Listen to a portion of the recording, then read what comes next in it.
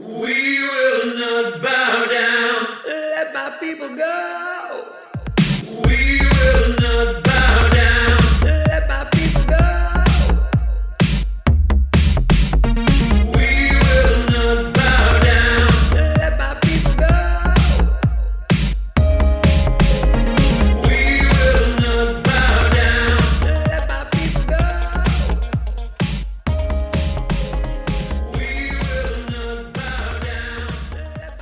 Well, hello and welcome to episode 64 of the Croydon Constitutionalist podcast, bringing classical liberalism to South London and beyond via our YouTube channel and wherever you get your podcasts. My name is Dan Heaton and my partner in podcasting today is Mike Swadling, the co-founder of the Croydon Constitutionalists. Mike, Happy New Year. How are you doing? Happy New Year, Dan. Yes, good. An eventful new year already. Lots going on, and hopefully we feel like we're moving to a final stage in something. Let's very much hope so. Well, we're delighted to be joined today for the second time on the podcast by local musician and indeed the composer of our theme music, Tim Duce. Tim, Hi. welcome to the podcast. Lovely. Hi. Thank you for having me on. So, Mike, what on earth have we got to talk about today? Well, we're talking first of all about COVID Plan B and the vaccine passports. Boris and Partygate and what's going on there. Talking about a new political party, the True and Fair Party, started by a fan of ours, I believe, Gina Miller. And we'll see what's going on there.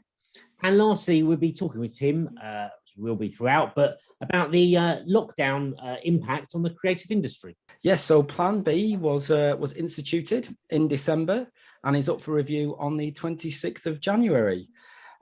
Brought in some COVID passports for some larger outdoor events and some smaller indoor events. And you have to wear a mask if you go to the theatre these days, all because of this variant Omicron, all the way from South Africa. Seems to have been highly contagious. There seems to have been a lot of people who've had a cold over the past few weeks. Loads and loads of cases. At one point, hundreds of thousands a day. So there must be a lot of testing going on. But it does seem, as indeed the doctor who discovered this variant in South Africa told everybody at the time, it's not a very serious illness. They're very mild symptoms. From what I can see, it doesn't seem to make that much difference whether you've been vaccinated or unvaccinated or vaccinated but not had your booster or what have you. People are getting infected, although often asymptomatically, and you know, with people doing so many tests, that's where you get these numbers from. And crucially, you know, people who've nonetheless been vaccinated do seem to be also passing it on. And Mike, bit of overkill with this Plan B. Well, I think we've said for a long time that almost all of the responses to COVID have been at best ineffective and possibly, and many of them have in fact created their own problems. Particularly with Omicron, that we felt that. And the evidence from South Africa was saying you're not really going to stop this contagiousness of this variant. And that's really borne out. It doesn't appear there's a lot you can do to stop it. Now, because it's not as serious, which is that contagion is something almost a great way to build up immunity, one might say. And if it's not something that you can stop the contagion of, really, what's been the point of the things we've done? One of the things, the last thing I would say at this point, just dropped out on this, is we didn't lock down this time. We have introduced Plan B, and it has been some effects there. The pointlessness of passports has been really clear, because if you're going to pass it on, even if you're vaccinated, what does it matter? You got a piece of paper that says you're vaccinated. But we didn't lock down, and cases dropped as they do normally. That's what happens. And all those times we've been told cases drop because we locked down have been thoroughly disproved. Yeah, so it does seem to be now, from what we can see, as if, well, I mean, some will say the pandemic was over some time ago, but it does now seem to be that may very well be the case. There's certainly going to be a heck of a lot of pressure on the government, and for perhaps not just for medical reasons, but for other reasons, as we'll discuss shortly, to remove the Plan B restrictions, certainly by the 26th of January. Tim, we've not spoken to you for a couple of years. What have you made of this whole thing? Well, I think, we're looking at an interesting situation here. We recently had 100 rebels from the backbenchers. We're in this bizarre situation where we found ourselves with Keir Starmer voting along with Boris and telling his cohorts to do the same. We seem to have a collaborating government here, and the only voice of reason seems to be coming from the backbenchers. Now, and I think it's important to look at how we got into this, because we're looking at Omicron, yes, being this really rather trifling affair, but still there's a determination to make it a drama. And we're still being told that we ought to be vaccinated, we have to be vaccinated, even though it seems that from the experience we've had so far, that these vaccines are so specific because they don't deal with the whole of the organism. They only just deal with some spike proteins. They're very specific, so they don't seem to work on variants. It didn't work particularly well on the original COVID. It didn't work on Delta, and it doesn't seem to be working particularly well. Perhaps maybe there might be some amelioration of symptom, but we're looking. It's important to remember that even the original COVID was a coronavirus. Coronaviruses have been around for the last million years, and we've all had loads of them. But a coronavirus that in fact was less lethal than seasonal flu for most of the population, and is only very slightly more lethal than seasonal flu in people who are over 60 and suffering from several different comorbidities. Now, if there are any doctors who might be in the audience, or nurses, or if you know a doctor or know a nurse, you can just ask them this question and ask them, well, when people are on their deathbeds, what is it that carries them off? And they'll tell you that in almost all cases, it's pneumonia or it's influenza. And that's what goes on the majority of death certificates, and always has done. So there we're looking at a coronavirus, influenza, or colds even, coronavirus again, viral pneumonia, coronavirus, or bacterial pneumonia, the kind of secondary infection you get when you're already infected with a coronavirus. Now, we didn't look at those figures and say, oh my goodness, we have a pandemic here. We have more sense. But what's happened is those kind of figures have been interpreted totally differently to whip up this drama that we've got a pandemic. And then we've also been told that the only thing that can possibly be done is vaccination, and drugs which are safe and effective antivirals like ivermectin, which is being used in quite a number of other countries around the world very successfully, has been, scorn has been poured on this. Now, for a very simple reason, and that is that these vaccines would normally have never have been allowed to be distributed because they're not approved and they haven't gone through the 5 to 12 years process of testing that vaccines have to go through.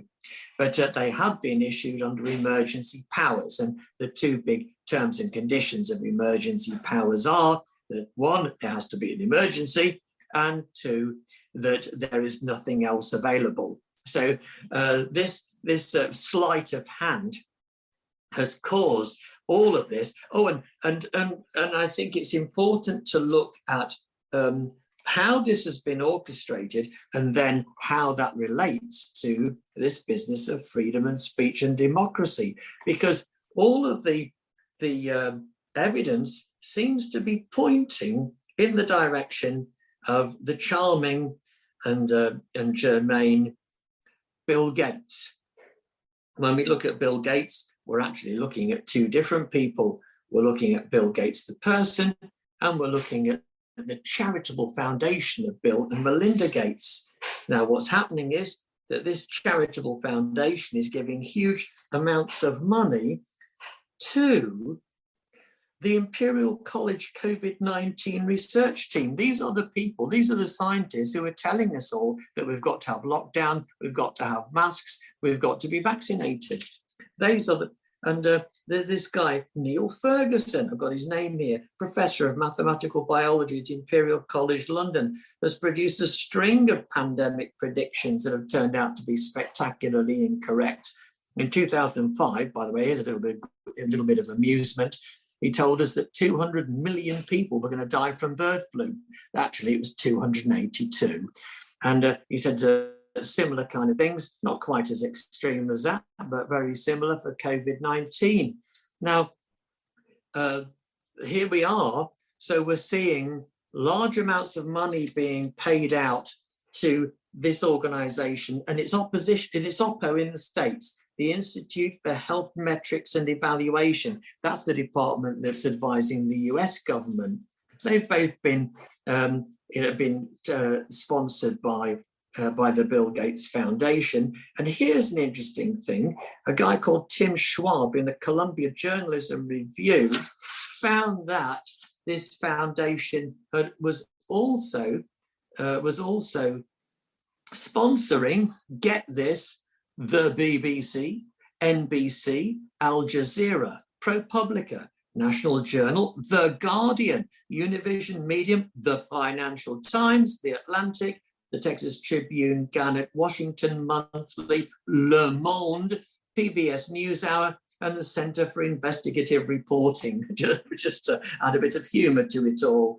And also, of course, journalistic organizations such as the Pulitzer Prize on Crisis Reporting, the National Press Foundation, the International Center for Journalists, the Solution Journalism Network, and the Poynter Institute for Media Studies. They've all received huge amounts of money from the Bill and Melinda Gates charitable foundation, whereas at the same time, Bill himself has got massive investments in Pfizer and BioNTech, loads of other pharmaceutical companies. Now, this, of course, could there be a conflict of interest here by any chance?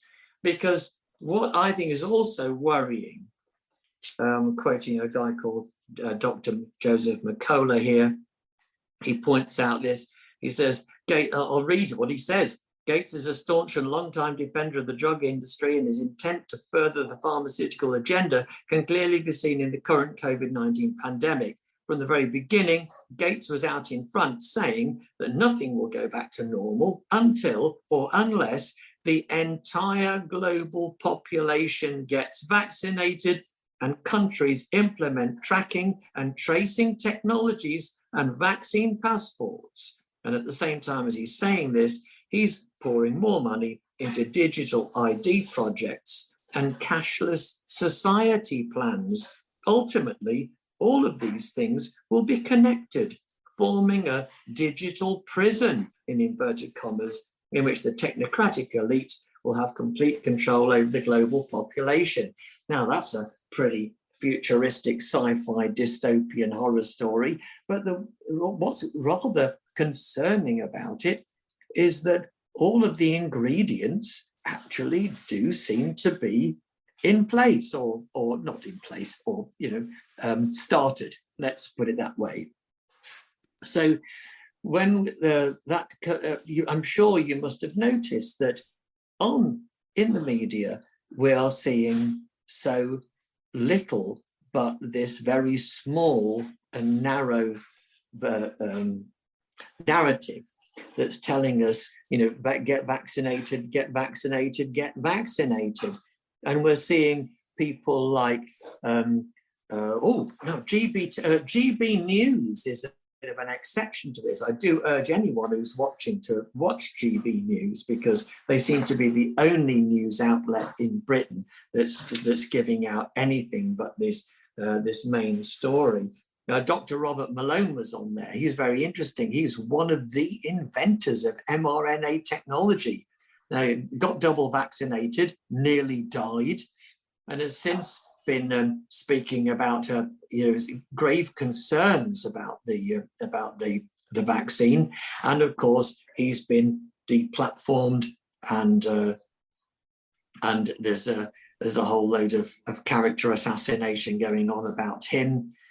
Peter McCulloch, Dr. Peter McCulloch's another interesting one. He ran an experiment which demonstrated the efficacy of ivermectin in dealing with COVID. And bizarrely, he was, although his experiment was peer reviewed and was published in a scientific journal, a few months later it was pulled with no explanation other than that there'd been a third-party complaint. And since that time, he's been now lost his YouTube account, and so he's being deplatformed, which is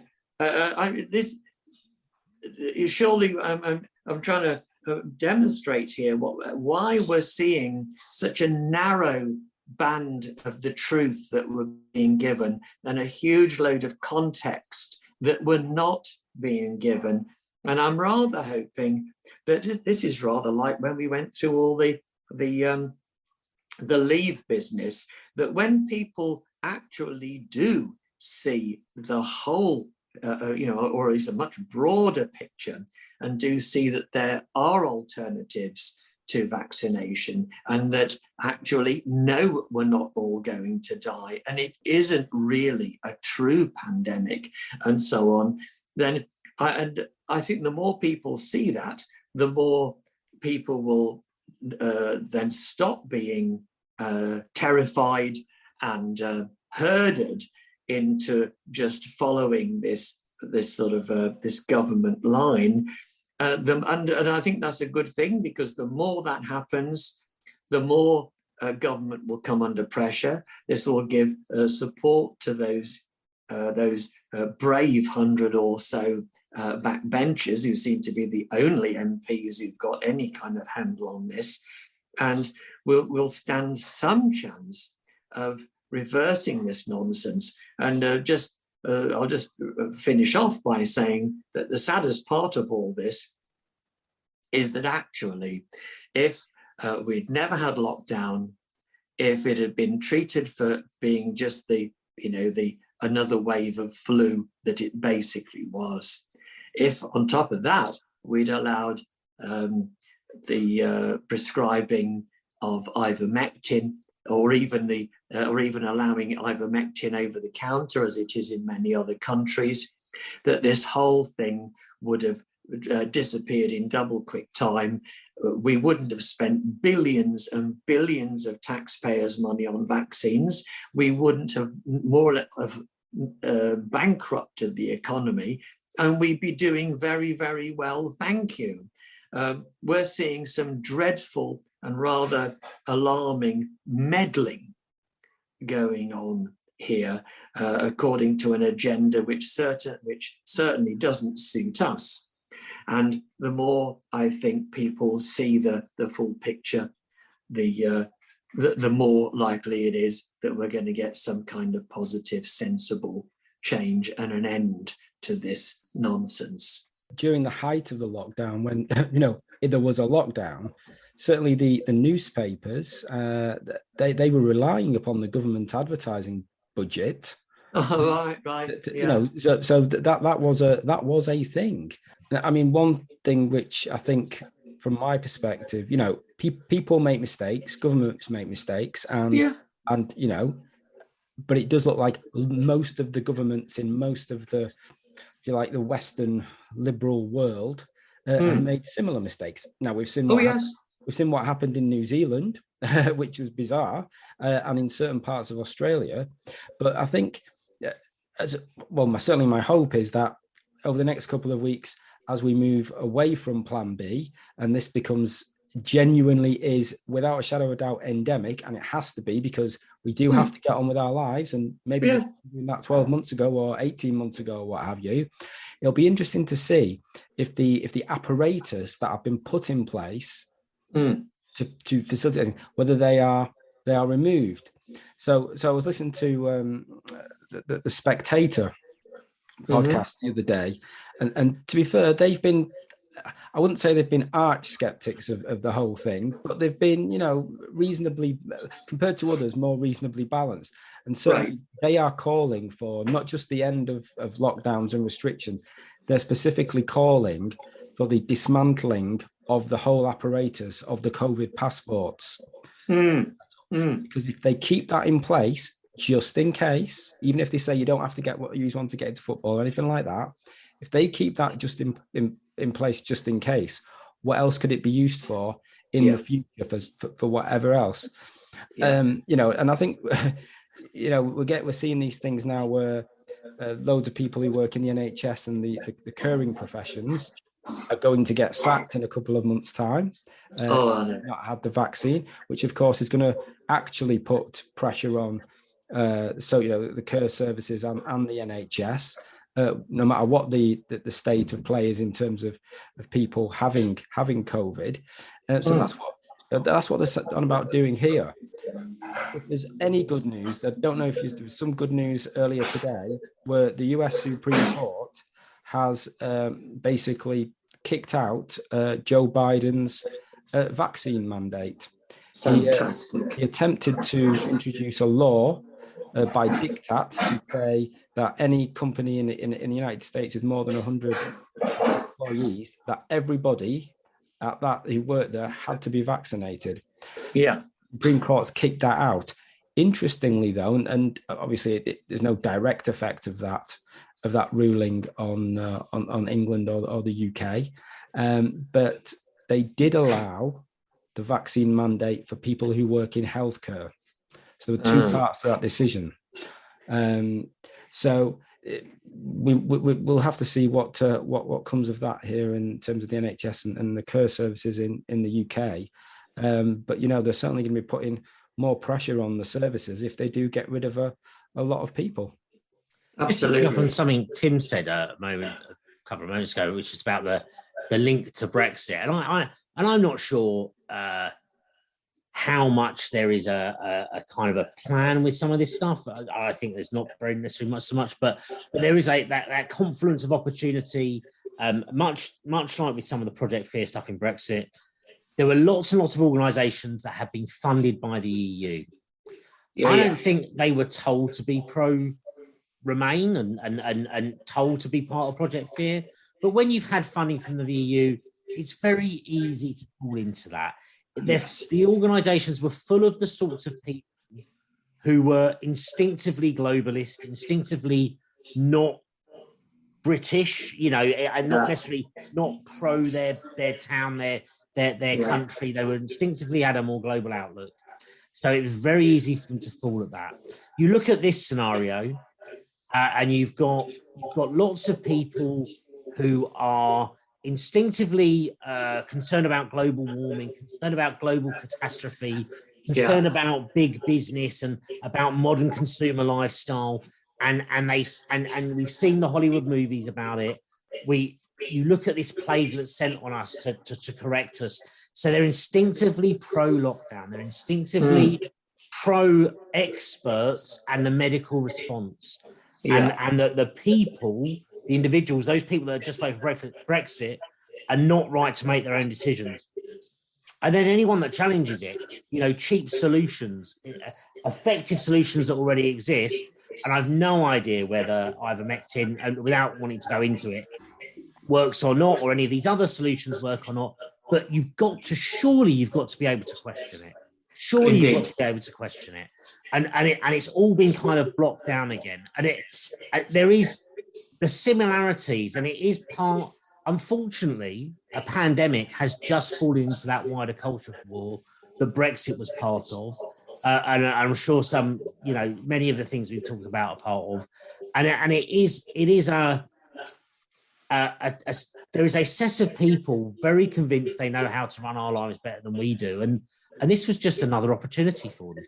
Yes, absolutely. Of course, there are other people who say, "Oh, you're just conspiracy theorists." Well, no, because conspiracy theories don't actually work. Conspiracy theories always involve some large group of a sort of stratum of shadowy men in a dark room all plotting together. But of course, these things don't happen. What does happen, though, and if we all just consult our own memories and our own knowledge of history, is that you'll get a person or a very small group of people who obviously think very similarly, who have influence, and it's that, as you said, that sort of insidious power and influence. Again, that as you were saying, how like the way the EU sort of ended up sponsoring and then kind of owning, in inverted commas,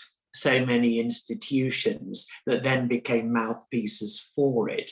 And there are these various institutions that I mentioned earlier on that the Bill Gates Foundation is sponsoring. And we're seeing this, and there are other forms of this control as well. And I only just recently discovered something interesting. I originally did a science degree, and I thought that scientific journals were the last bastion of objectivity. And I only just recently discovered that what happens is their main source of income is pharmaceutical companies who buy from them reprints of experiments which show their drugs off in a good light, and those reprints are used in advertising to hospitals, doctors, GPs, and so on and so forth.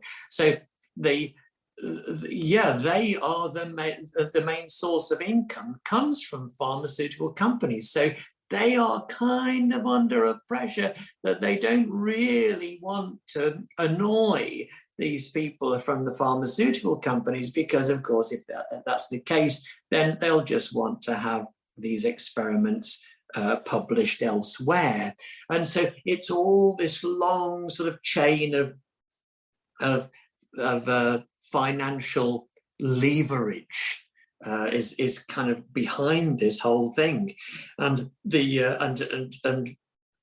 people are vulnerable to it. And again, getting back to what you were saying there, Mike, it's interesting. When I've had some discussions about this with other people, it did remind me very much of when of talking with Remainers at the time of Brexit. That same kind of they've watched the news, they know what's going on, and you can't tell them because they know. And if you think differently, that must be because you're nuts. And that's very much what the message is today, where almost pretty much any attempt to have a conversation, like thank goodness we're able to have one on this podcast, is not on. Just anyone who just questions stands is at great risk from being cancelled, from being deplatformed, and from actually even having an active character assassination a policy set out against them. I was just in that one of those. I mentioned these different newspapers. Oh, it was the Atlantic. Where is it? Yes, Robert Malone, one of the inventors of mRNA. Yeah, there he is speaking out against the vaccine, having almost died himself, and having done then gone on to do a load of research with Bayers. It's the organization that logs bad vaccine reactions. There's an article in the Atlantic just crucifying him, but no scientific criticism. It's all, he claims to be one of the inventors of mRNA. So why is he speaking out against it? He's just embittered, real knife job on this guy who's basically just a scientist and a pretty nice sort. And I'm very happy to say that he was actually on GB News on Monday night. He had a platform. He was able to speak. So thank goodness for that.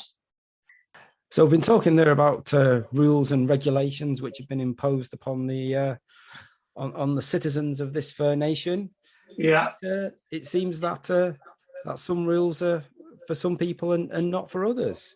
We heard before Christmas that a year earlier there'd been some staffers at Downing Street may have had some parties which were not strictly speaking within the rules, and the Tories went down in the polls. It went back up a little bit, when Boris decided not to impose the toughest of restrictions necessarily as part of Plan B, unlike perhaps in Scotland and Wales.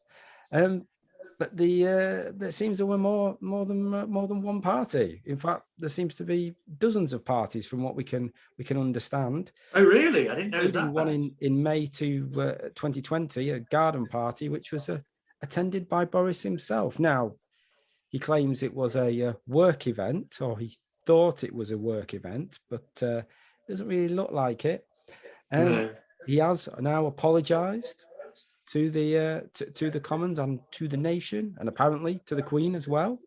But there is going to be an inquiry held into what on earth has been going on. Shocking behaviour. It sounds if you're telling people to do one thing and then you're going doing another.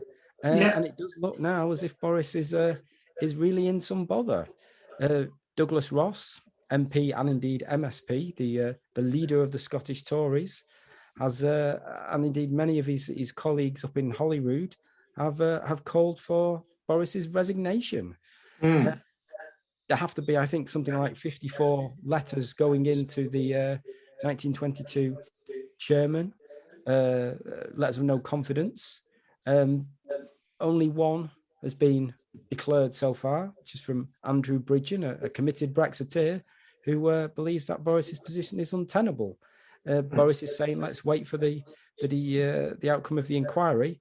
But it's not looking good for Boris at the moment. Now, I should say we're recording this on Friday, the 14th of January, and we'll try to get it put together and produced and out in the next couple of days. But, anything could happen in the meantime. Mike, what have you made of the latest revelations? Well, it was always going to happen, I think. Once we knew they were breaking some rules some of the time, there was always a chance they were breaking more rules more of the time. I thought there would be more Christmas parties from last year. I didn't think there would be parties as early as May, and that was a time when it's fair to say I think most of us were being quite careful. Even someone like myself, who was incredibly lockdown skeptical. I think there just wasn't that much opportunity to break the rules, frankly. But people generally were distancing. They were staying careful. Yeah. This is the court of Versailles. It appears to be. They couldn't care less. They either thought or knew or didn't care about the rules they'd imposed on us weren't worthy of imposing. The very fact they thought the rules were above the rules. Now it may turn out that they've not broken the law. It may turn out that this is judged to be work events. It may turn out that because they're on the Palace of Westminster kind of grounds or government grounds, it's not technically breaking the law. But we all know the reality of it, and they done us wrong. Boris done us wrong. It does somewhat appear to be endemic within those at the upper echelons of power, both in the civil service and in the government. And the thing that's really changed before Christmas, I remember us talking about this on a podcast, saying that, look, this has changed. People who are not interested in politics. I would describe it sort of the WhatsApp groups, not with the likes of you guys, but the WhatsApp groups with friends who aren't that political, family that aren't that political, are suddenly sending memes about Boris. Well, that's all I've had this week is memes about Boris from people who I know generally couldn't care either way about politics. One thing I have really thought about this, and I see this with a lot of commentators sort of activity who are, I think, making the mistake of saying I couldn't care about this party, it's that the rules were wrong. Now, they're right, the rules were wrong. The rules were very, very wrong. and the rules should never have been imposed in a free society in the first place. But actually, this does matter. It's absolutely imperative that the king is not above the law. And in this case, Boris and those working at number 10 are the king. It's absolutely imperative that they have to follow the rules, the same rules as they impose on the rest of us. Otherwise, God only knows what they do. And it does rather appear that we unfortunately do know what they have done. I think that's a fair comment. I think, it's interesting. It's coming on the back of that 100 backbenchers who have been, giving Boris a hard time over two things really. First of all, the COVID passports thing, and also this kind of war on unvaccinated doctors, nurses, and care workers. And this is actually really rather small beer in comparison, but it may well damage Boris very severely. I'm reminded a bit of like the poll tax and Margaret Thatcher. I mean, Margaret Thatcher was removed basically because she was anti-EU, and there's a whole load of the people in her cabinet were pro-EU, but they took advantage of the opportunity of the failure of the poll tax to get her out. And this might happen to Boris here, that those backbenchers were ultimately defeated on most of this, thanks to the coalition government with Keir Starmer. But this might be the thing that, the last straw kind of thing that sees an end to Boris, which I think would be very sad, actually, because I think he's achieved a lot of things in his time, but he's been very foolish. I don't see how his position is tenable. Every law that is now passed, is it a law, or is it a Boris law that only applies to the citizenry but not the rulers? Yeah. Every time someone goes to a party, is it a party or is it a Boris party? Or one that we can't see, one that we're not sure whether it's there. Yes. If someone's stopped by the police for being somewhat intoxicated, is your criminal defence that really I was actually at work, I was working, it's part of my work to have a drink. There's no end to the ridiculousness that comes off this, and yes, he might stumble on, and I seem to remember I predicted for 2020 that 2022, I'm forgetting the year, that Boris would go soon after the May elections. The damage it will be done to the Tories to keep him that long is massive. Everyone that defends him, everyone that's saying he did, all these cabinet ministers that are saying he didn't realise he was at a party for 25 minutes at a time when all gatherings were banned. What credibility do they have? What credibility did that party have? I can't see his position being in any way tenable any further. Yes, I agree. The only thing that I think could save him would be if there was suddenly a massive turnaround on COVID and vaccines and all this tosh, and it were all kicked into touch. I think he could probably rise again, but that's not going to happen. He seems to have. Of course, he's being advised by these people at Imperial College who were being sponsored by St. Bill. So I saw him on the news the other day saying, "Oh yes, all this stuff about on the internet, about vaccines and that, it's all rubbish." Well, okay, Boris, sorry, mate. I've run out of patience. I've written a few missives to dear Boris to try and wise him up. Either he or his aides have chosen not to read it. In fact, there's a thing where you can write to the Prime Minister. I can't write to him anymore. When I try to do it, like normally you do it, then you go click, and then it says thank you or whatever, and you get a confirmation email, sent to you. I don't get that anymore.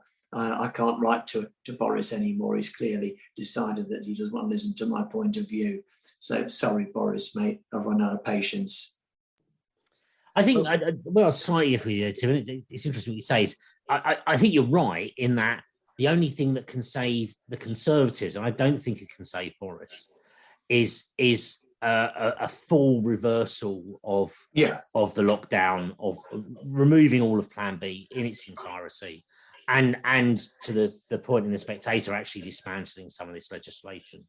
No, it's a very good point, because if they were to do that and they distance themselves from Boris at the same time, then that's very handy, because then it all syncs with Boris and they emerge relatively clean. Absolutely, and even better, the Labour Party always wanted more, and it's a great opportunity for them to distance themselves from the Labour Party and say, yes, we were serious when we said this was temporary. Now, I'm not sure we necessarily believe. I necessarily believe them. Sorry, I won't speak for you. I'm not sure I necessarily believe them when they say if they were to say that. But they could take this opportunity to make that case by ditching Boris and ditching the laws. Yes. I genuinely don't see, because of course most people aren't as bothered by lockdown as we are. They aren't as bothered about some of the things that have happened. And I don't see that the man or woman on the Clapham omnibus, who, and I know it's a bit of a cliche, but genuinely I was at one of these funerals where we were limited in numbers. We had to sit socially distanced. We weren't allowed to have a wake afterwards. And Boris was partying at that time. I'll never forget that.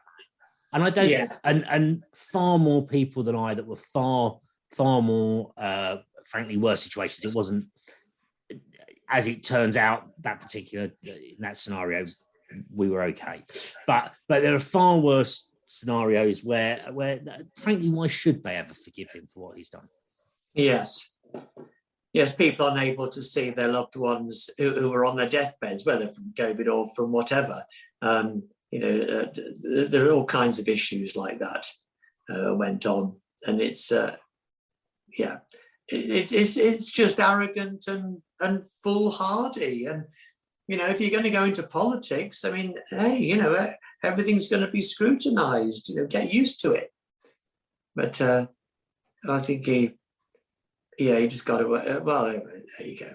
So I think we've said it. Yeah. So I think the consensus, perhaps on the podcast, is that Boris is going to have to go, whether it's next week or whether it does actually drag on to the May local elections. Time will tell. But so let's look into our crystal ball here. Let's assume that either he falls on his sword or is removed in the weeks or months. Who do you think might replace him? What do you think the good, will be good about that? And what do you think the dangers might be if it's the wrong person? Well, Rishi Sunak and Liz Truss appear to be the front runners from what I'm reading. They are both tarred with the COVID lockdown brush. Neither of them believe in your and I right to freedom. And so I can't say many good words about them. However, from what we hear inside the cabinet, Rishi Sunak has been very much against some of the lockdown. He has been very much more economically conservative and believing that in the need for at least some pretense of sound money, if nothing else. Liz Truss, I think, maybe a little bit more flexible in her views to meet the climate. So either of them are quite possible, and I don't think either of them will be terribly bad. The great concern is you get someone like a Gove or a Sajid Javid who appear to have completely drunk the Kool-Aid on lockdown and vaccination and false vaccination. I mean, have the vax, don't have the vax, do what you want. It just need not to be forced. And they've drunk that Kool-Aid. And there is a worry if one of them gets it that we find ourselves taking a step back. But I do think the good news story out of the parties, the good news out of the absolute disgusting hypocrisy of this government and the civil service is that it's going to be almost impossible to ever step back again. Why on earth would people follow the rules of these lying idiots, these liars that just completely did something different from what they imposed on us? I think it will be very, very hard for them ever to step back into that again. I agree entirely. And Jacob Rees-Mogg, now I don't know what his stand is on vaccination, but he's probably the most. He's always proved himself to be the most pragmatic and common sense person in the Conservative Party. He has got a very piercing intellect, and seems to have, I've noticed, so often has the ability to cut through the tosh and get down to he's very much a pragmatist. And it will be interesting. It would be interesting to see if he took over. I think that would certainly herald some kind of change. I think there would be a change. That would be a change of direction. Those other two, I don't really see it as being that much of a change of direction, really. Well, what would be particularly interesting if Rees-Mogg took over would be the Conservative Party's relationship with its Scottish membership, as Jacob Rees-Mogg described Douglas Ross as a lightweight. Oh dear! After he'd called for Boris to step down, so it would be interesting times there. I think Liz Truss. What I hope is that we move on from lockdown.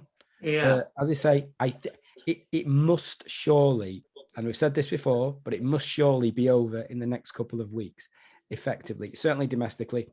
Who knows what the situation is going to be like in terms of international travel, because that's not necessarily up to us.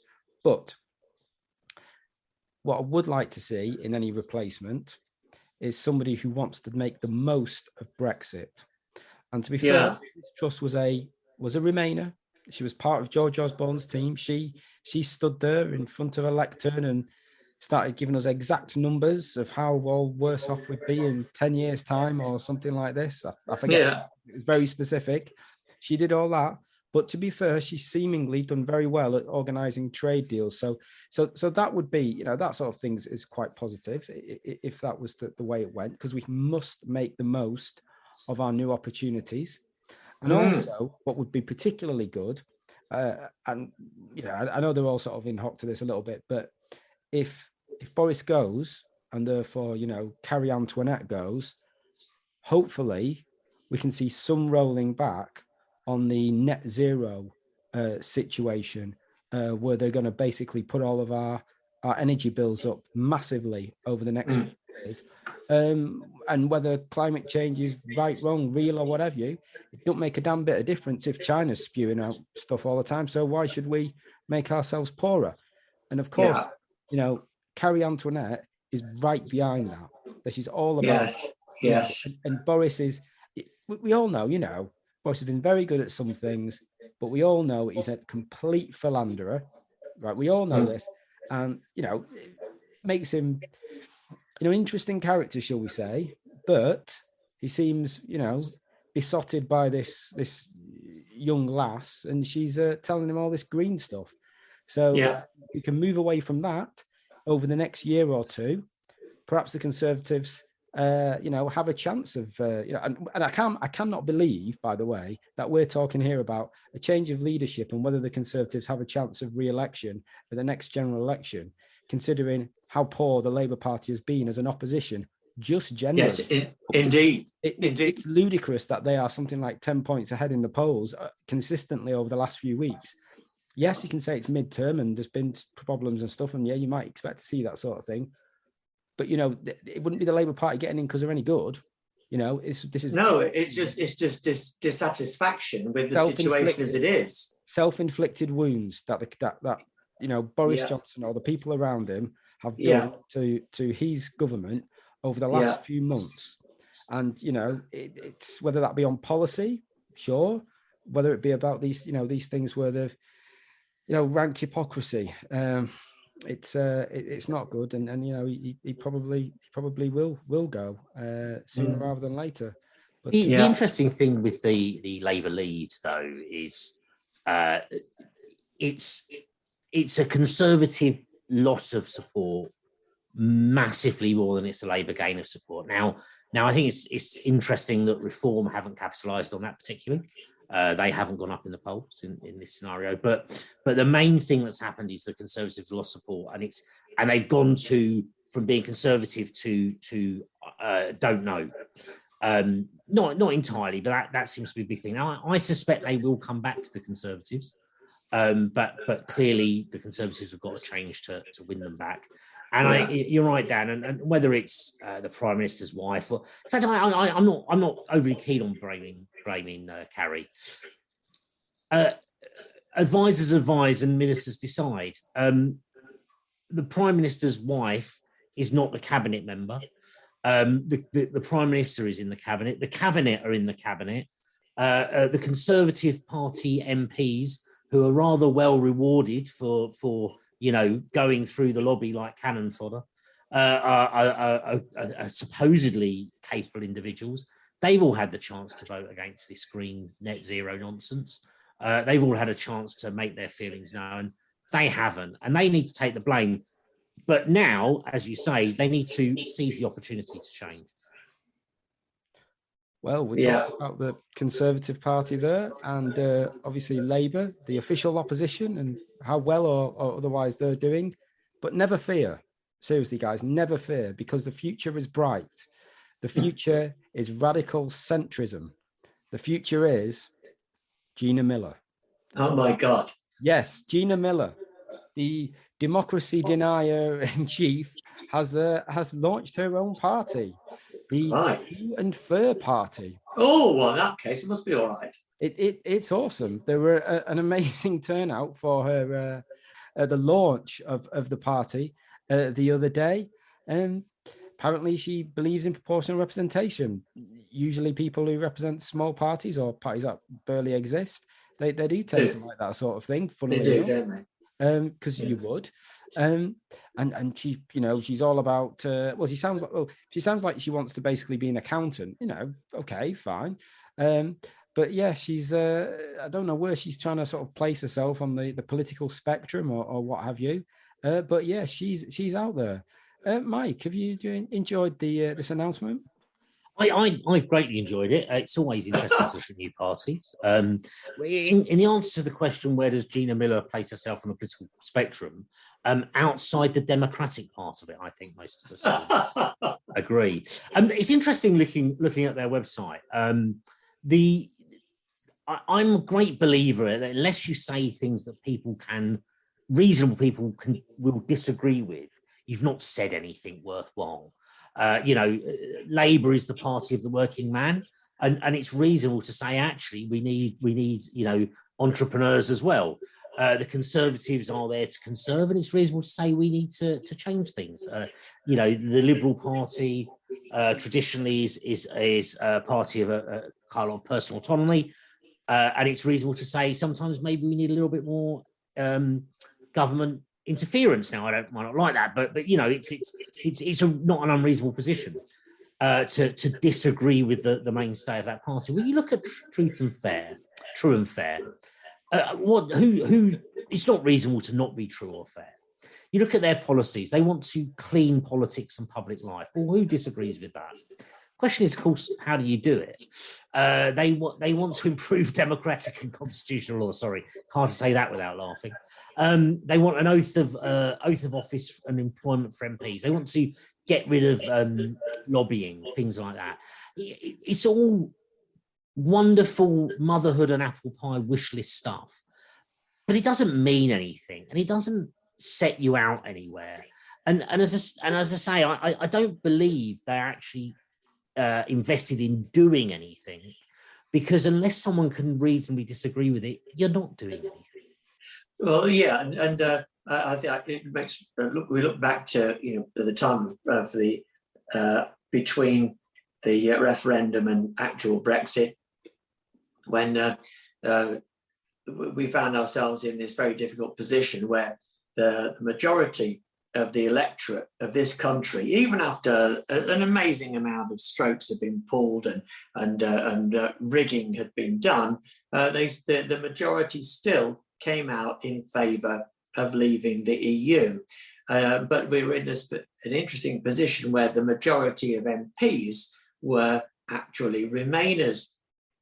And so Gina Miller did a very clever trick, actually, of digging up some law from, she had the money, lawyers did it, dug out a law from, I think it was 405 years ago or something, which said that, there would have to be a vote in the House as opposed to then move things forward instead of it being done by the cabinet. And so that way they were able to that majority of Remain MPs were able to block actual Brexit for about 3.5 years. And it was only when Boris, actually got to give him a leg up over this, was equally nifty at playing the game, managed to and also by appealing to the Lib Dem party's vanity, was clever enough to be able to have an election which was basically like a second referendum, if you like, and which eventually enabled him to be able to push it through. Now, she at the time, she did this rather naughty shenanigans. She did it, apparently, I remember her saying at the time, in the name of democracy. So Gina Miller, I think, is one of those people that true and fair means something completely different to what the words true and fair mean to you and me. I think it probably is a party that is true in terms of her idea of the truth or what people should think is the truth. I think it's probably she wants a party that's very fair to her, but really Gina Miller is, yes, no friend of democracy or freedom of speech, that's for sure. Well, I think we'll leave the last word on Gina Miller to Guido Fawkes from his website earlier today, when he said the difference between the True and Fair Party and the Lib Dems is Gina Miller's ego. Yeah, well, there you go. Well said. Exactly. Yeah, so Tim, we've obviously discussed the lockdown in general and the recent developments and things like that.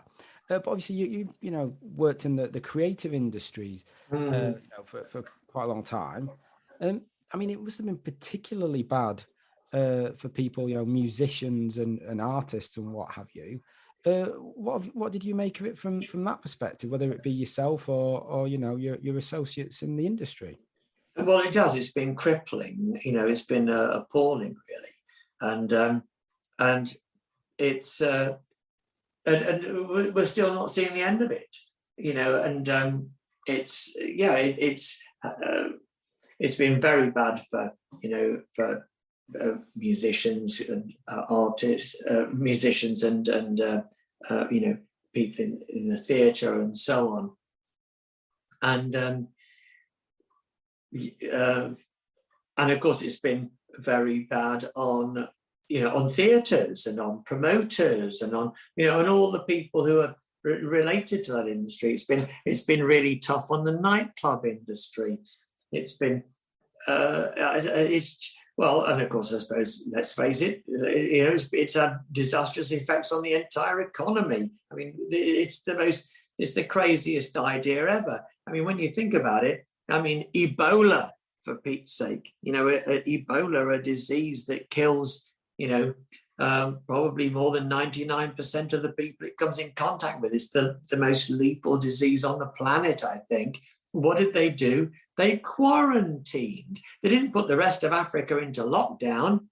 And yet we see this thing, which is basically, just a dose of the flu when you boil it all down, and, the locking down the whole of the Western world. I mean, it's insanity. And all I can say is, here we go again, the same old pseudo-scientific tosh emerging from this COVID-19 special department at Imperial College, just coming out with this same nonsense that is not there for our that advice, which actually isn't for our benefit, but is just to promote the billions and billions and billions and billions of dollars of profit that have been made out of vaccines, and which we, the taxpayer, have had to pay for.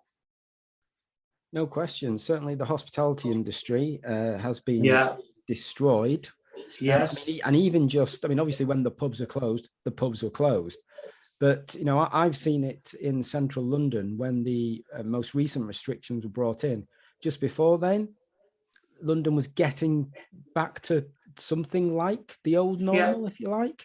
But once they brought those restrictions in, especially telling people to work from home, the number of events that have been cancelled because people are working from home, that's despite the fact that, if you remember, there was this suggestion you should work from home, but you can come into London or the city or wherever to go to a Christmas party. That was okay.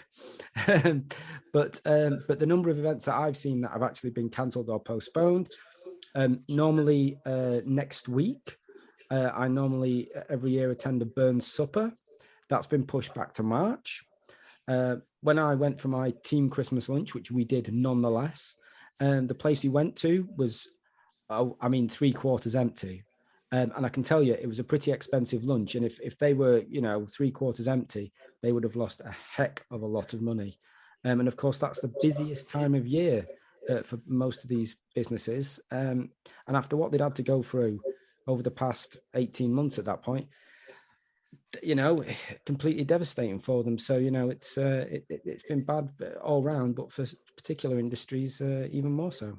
You can imagine some of these businesses are going to, unfortunately, when they have to start getting stock in as the summer comes in, and they spend money on that, that's when they're actually going to go bankrupt. That's when they're actually going to have their cash flow problem. They're going to go under. This is it's built in 6 months, a further 6 months of lost business, when all they had to do was listen to the South African scientists and knew that this was a mild thing. But there we go. I do worry as well for some of those things. An awful lot of the entertainment industry is built on people having things like your Burns night, things like a particular type of Christmas do. It's now been 2 years we've not had them. You wonder how many won't start up again because of that. 1 year we were all keen to get back. 2 years, can you remember the last time you done it? And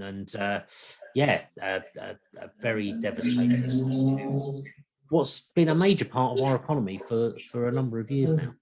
Yeah, we've actually, I've noticed that about myself, that I've actually got out of the habit of going out, and I've got this new habit of staying at home and watching Netflix, and that's what we do. And we've become more sort of cocooned as a result of this thing, and to the point where it's actually been so long now that we've actually kind of forgotten what going out is like, pretty much. I think it's going to take time to get over this one. It really is. It's because it's got to the point where it's actually had an effect upon our culture, and when is this? So the creative industry, the hospitality industry, I think they're going to suffer longer. They thought it will take. Other industries might start to snagger back into operation and get some kind of head of steam going on. But I think the creative industry and the hospitality industry will probably be the last to recover. Well, let's very much hope so, and hope that these restrictions come to an end very, very shortly, and we can all get back out there in the not too distant future. So, Mike, we've got quite a lot on our website at the moment, and a few events. We absolutely have. So, first of all, from our website, going back before Christmas, which feels like a long time ago now, but actually really wasn't. There was a Freedom March on the 18th of December, people looking to get rid of the vaccine passports particularly. A couple of our correspondents, a couple of, no doubt, our listeners right now, sent us some photos from that. Thank you for your contributions. We've posted them up on the website. Well worth having a little look, and some of the videos, just quite entertaining. We asked and you delivered. We reached out to a number of people to talk about predictions for 2022 and some wishes, and we got them. Thank you ever so much to all of those who contributed. Some great predictions there. I'll just quickly read a few headlines out. In Scotland, I predict we will see the SNP try to centralise more power, and attempt at least to introduce more draconian legislation, with possibly another attempt to bring in named person legislation or something similar. Not a nice prediction, but probably a pretty accurate one. Another in a similar vein. Decades of money printing are finally catching up with us, and the effects could be devastating, or at very least continue to stifle already poor economic growth post-COVID. There's one here though from Tim. So perhaps by 2023, we will see a sensible, informed candidate rise from the backbenches with a shocking new idea: prescribe ivermectin, save a fortune, and get the country back to work. So there's lots there. Have a good read through. There's some really, really good things. Lastly, just gone up, we've got an interview with the new London and South East coordinator for the Libertarian Party, Lawrence Williams. Lawrence is a veteran of 32 years of standing for election in 3 general elections, 2 Welsh Senate races, 2 European elections, and multiple local elections. He lives over in Sidcup, so he's not far from us, and is just taking up the role for the Libertarian Party in London and the South East. We ask him a bit about himself, a bit about his views of current events, and a bit about how he sees driving the party forward. So well worth having a read there if you want to. And then moving on to some of our events. So we held an event on the 15th of December, a no passports required third Wednesday drinks in the George in Croydon, and well attended. Thank you ever so much, everyone that came along. Really good evening. Lots of good numbers of people, and different people who are brought together by their concern with lockdown and their desire to stay free, rather than necessarily perhaps some of the Brexit type focus stuff we've had before. So that was really refreshing, really good to see. We've got another no passports required drinks. So that's again on the third Wednesday of the month. That's Wednesday, the 19th of January at 7 p.m. from 7 p.m. should I say, in the George in Croydon. So yeah, come along. We hope to see you there at our drinks. And then hot off the press, we've got a more traditional event for a political group, a pro-liberty party hustings on Thursday, the 24th of February at Clyde Hall from 7 p.m. in Croydon. So that's Clyde Hall in Clyde Road in Croydon. Have a look on our website soon to see more details of that.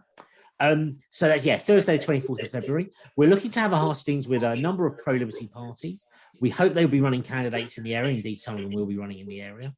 And it will be a chance to meet them, a chance to look at other options. And kind of, certainly I always feel, if you want change, vote for change. And if you, even if you don't vote for these parties, a great chance to see people that are really pushing the democratic boundaries, standing with conviction for what they believe, if perhaps not always with the greatest chance. But that's how change has come about for Brexit and indeed for the Green Party, as we've talked about before. So, great chance to meet some of these pro-liberty parties. And Thursday, the 24th of February, get the date in your diary.